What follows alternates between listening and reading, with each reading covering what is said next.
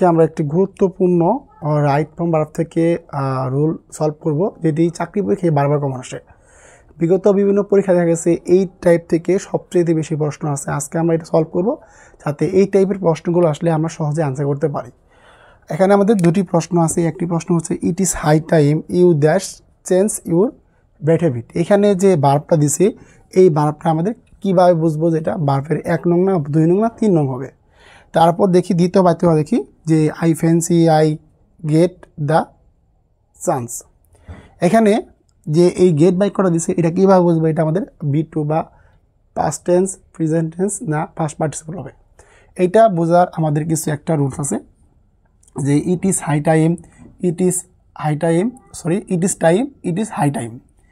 Fancy wish দ্বারা কোনো বাক্য শুরু হলে সাবজেক্টের পরের ভার্বটি পাস্ট টেন্স হয়। তার মানে এখানে যে ভার্বটি আছে চেঞ্জ, এটা হবে আমাদের B2। তার মানে এটা হবে কী হবে CHANGED। তার মানে কী হবে আমাদের ভার্বের 2 নং হবে। তার মানে এইখানে ভার্বটা কী হবে বলেন তো, এই ভার্বটা হবে আমাদের 2 নং।